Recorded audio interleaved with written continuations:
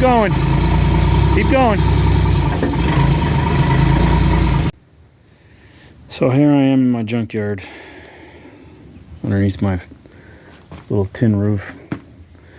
I call it the fab slab, but I don't have the money for a slab, so it's just gravel and dirt and trash for now. I gotta be patient. God will give me the things I need one day at a time. And he commands me to be content with whatever circumstance I'm in. And my circumstances right now are pretty hard, I'm not gonna lie. But a command is a command, and your rewards come from your obedience. So here I am, being content with this 1-inch thick steel plate scrap sitting on my little, I don't know, 12 or 14 inch I-beam scrap with some spacers so that the sparks can blow through. It's just so I don't have to work on the ground. I can bend over a little bit less. I got my template laid out for this cylinder mount, and where it's going to go is right up here. So here's some more rubbish. Here's some more scraps, stuff that everybody else throws out. And I pick up every piece like the poor redneck I am. So far it's, I think, looking pretty good. Once I know what's going on up top, this will get some pie cuts and the sides will get bent in and it'll come to some kind of pleasing shape. Right now it's just unfinished. This is going to support the top pivot mount. So this is the link that allows the 6-way to function. The hydraulics from that tilt cylinder is going to be shared through a DC splitter valve. And the purpose of the cylinder up here is to open and close the tree spear slash grapple slash root rake slash whatever you want to call it. I'm actually at some point going to build a little ladder so I can lean that up and climb, 16, 18 feet up in the air and set a choker for pulling trees off their lean away from property lines. Once in a while, you've come into a tree that's not really worth the risk of trying to swing it, counting on the hinge wood to hold and all that sort of stuff. So why bother? If you got a dozer and a cable and you can pull it, why not do that? Here's about as far as I got yesterday before I had to go and take the kids to Bible study. And this is sloppy. I freehand didn't really see that I was kind of getting this kink in there. It's not like it's going to break. All the force is going to be shoving it that way. A lot of distractions, competing interests going on today, so I didn't get as far as I'd like. But brackets built and adjusted in. It was preheated, and there's 2 passes in there. I'm not normally a weld grinder, but I had to do some grinding to just get a really good fit on that. So this guy is gonna lock in right there and get all welded in, and then that gets squared up in here. This braces it multi-dimensionally, and before I go any further, I've got to chop this down into that height and taper this in. However, it's going to be done because the cylinder potentially would be able to go up high enough to hit and shear off a hose. So we'll figure that out tomorrow. I got stuff to do. I got the mount up on there pretty well anyway. I might put a little cap plate on here. I had to quit welding for the day because it's just too much wind. This was a big gap I had to fill, so all I managed to do was just put some booger welds down in the hole and grind them to get the slag off so that the actual weld passes can set on top. Days like this, I really wish that I had a stick welder. But I think it's going to work out pretty well. I do have to make the eyelet for the front of that cylinder because it was a thread-on clevis type of cylinder, and the threads are stripped off of it. So I'm going to just make it a cross tube welded style. And I just got to start figuring out the hose routing with the splitter valve. Where am I going to put the valve? This is the tilt cylinder that I'm going to be taking the hydraulic flow off of. I do have more welding to do on this thing, but for now, it's on there, tacked on pretty good. I don't know if you can see it from the side angle right there. If I ever have to take the blade off the machine again, which I did do, I had to repack all my cylinders and not every pin would come out. I ended up having to take the whole blade off the front of the machine, and I will have to again because the bushings underneath are fully gone and need to get rebuilt. So this will be a nice, you know, clevis point to pick the whole thing up from. It's a 1-inch plate. I mean, it's pretty stout. Pretty stout. So I got that cylinder body rotated to put the ports facing upward. And these little -4 hoses have got a step-up adapter on them, so like a -4 to a -6.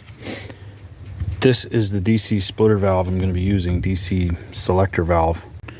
Here's where I'm leaving off for today. Got that cylinder mount. I'm not going to say done, but it ain't changing much, I'll say that. I got my valve on.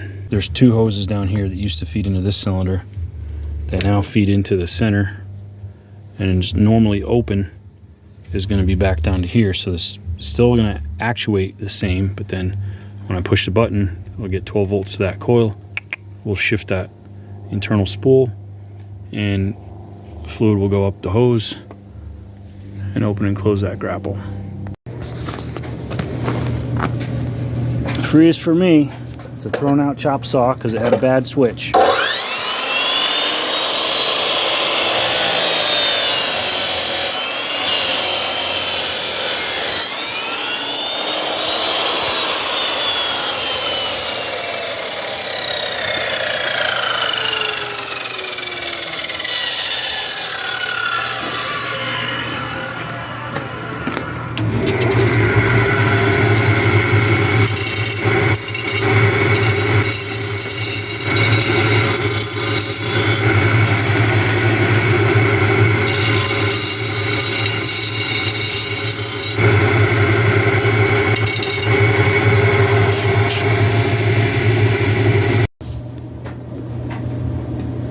I'm mocking up the last hose here,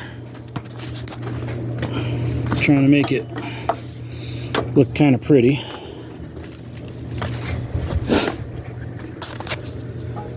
These are used hoses from the dumpster of my local hose shop, and I just grab long pieces and stuff that's soft, supple, you know, that means it's young and it's better than ancient. And I've got a lot of connectors and crimps. I've got an old Arrow Quip hose crimper. It's able to crimp just about anything. I'm trying to get this kind of cute so that they really match the arch on these two. I'll zip tie them together and it'll look pretty. Obviously that's just an old junk hose. It'll probably pop whenever. And when it does, I'll make another. Okay, here we are at the crimper. This old Arrow Quip.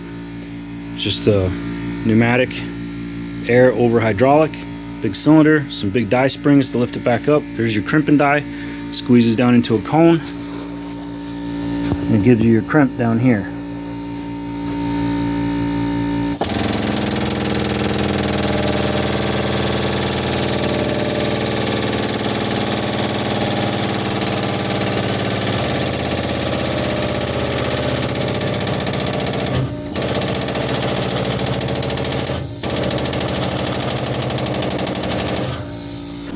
See, this die is for a -6. I don't have one for a -8. I got a 5/8 die, a -10, but it doesn't get tight enough, so I end up doing the -10 and then doing the -6 to get it all the way down. This time I did it in backwards order, and that was kind of dumb. So I'll pop the camera off and clean that up so that it's better crimp.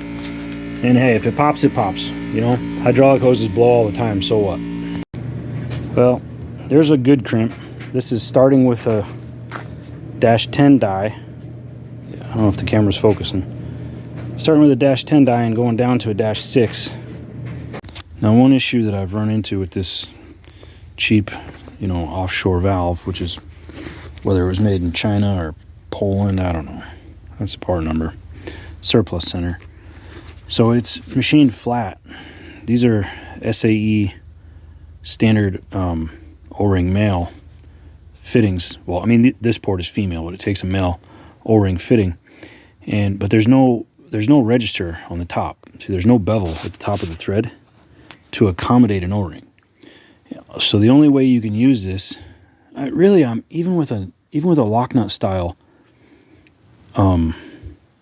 O-ring male, it would just be squeezing out the side. So, you know, I've got a straight SAE male to JIC male fittings. I'm threading it in, and the O-ring is just squeezing out. It's just puking out the side because it's being crushed and flattened and ripped to where I can't get proper torque on it because the O-ring has got to be disintegrated before the metal will bottom out and give you your torque. So what I'm going to do is machine a pocket just with a countersink on a drill. I'm just going to machine a pocket in there. That's why I got these paper towels jammed in so that the chips don't go into the valve spool. So put this down, and here's my drill right there. Nothing special. So I'm going to do that. Okay, there we go. It's cast iron. You can see it's kind of dusty, dirty. I got to blow that out real good. Make sure there's no trash in it. Well, I was able to get the hoses made up and get everything working, looking pretty well. Got my tilt cylinder hoses done, and luckily I was able to do it all with stuff on hand. That's the only spot where I've got something that's different from side to side, but otherwise I was able to do pretty much everything matching up and looking good, all from the junk bin. And I've been able to raise the blade and cycle it in every different direction, and I've got the clearance on the hoses so that they don't hook on the radiator. I'm not saying something can't catch them. Of course it can. That's part of life.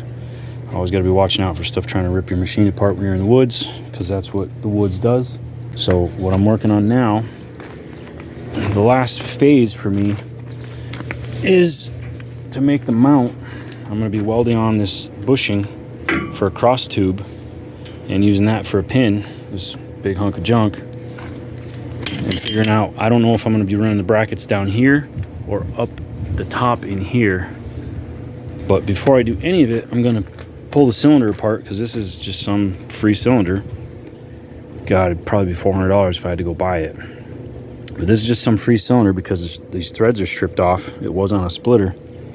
And I don't want to go welding a cross tube on if I find out that the seal has to come off this end. It might. I'm not certain if there's a bolted on piston face in there or not. So it's time to pull it apart and inspect and see if I can get away with running it as is, or if I should go to the hydraulic shop and repack it, which we all know the obvious answer is repack it first. The question is, you know, is it a crisis that I have to find money to do that, or can I slap it together as is, make some money with it, and then worry about it later? Poor people live on a worry about it later sort of mentality. Well, I got a little hydraulic bath, which seems to never fail. Not bad, not bad. So, excellent news. I don't have any issue with welding on a cross tube because I can pull it off at that end. Next question. Honestly, with that said, I'm looking at this seal. It don't look too bad. And I'm thinking I'm going to put it right back together, because if it leaks in the future, so what? So what? It's easy to reseal. So this is my up, down, and then tilt. Your side-to-side angles right here. I actually put some garden hose scraps on top of my rusty old gritty kind of sharp handles. And what I did was I taped a micro switch. Just held it there, taped it in, that's it. All right, I've got the brackets for my cylinder mount. Yay, it fits. Oh, joy. That's good. Okay, I finally got this thing pretty well finished up. I had run some maple syrup tubing right in through here. It was slacked down pretty far, but I forgot that when you really push the blade down, if you got it steered all the way out this way, tilted all the way like that, so this corner's forward and down low, and then you just push as far down as it'll go, it would just, it was like 5 feet between here, and I just didn't have the slack. So I found this memory coiled, this old AC adapter, like a little electric heater or a spotlight or something like that. It plugs into a 12-volt cigarette lighter. Certified hoarder, that's my name, right? So I save every little scrap of everything that I think I might be able to use someday, and then I can't find it when I need it. But praise the Lord, I was walking across the yard looking for it, and I just happened to look at the most random direction, and there it was. So it's just tied in a knot right there for stress relief. It's knotted on the inside through this grommet, and there's a wire wrapped around, piece of fence wire to hang that right there. So we're gonna let the boy, who never changes his clothes because that's his work jacket, and well, I'm in the same boots and pants as always. I wear my work clothes for like a week at a time. We're gonna let the boy start this up and demonstrate. Just make sure that you don't dig the ground up. Go ahead, start it up and move it all over. Turn the throttle up, pull it back pretty far. Go ahead, hit it. Okay.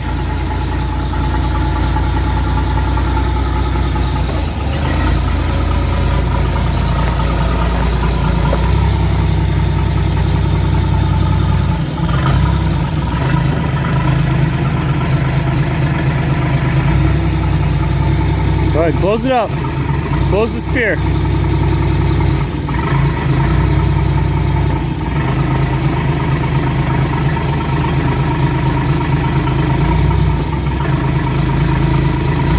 Keep going. Keep going. What do you think, boy? Pretty good? Yeah. I don't know what that silly motion is. I just didn't want to fall off. That's some new generation thing, not my jam. Love you, boy.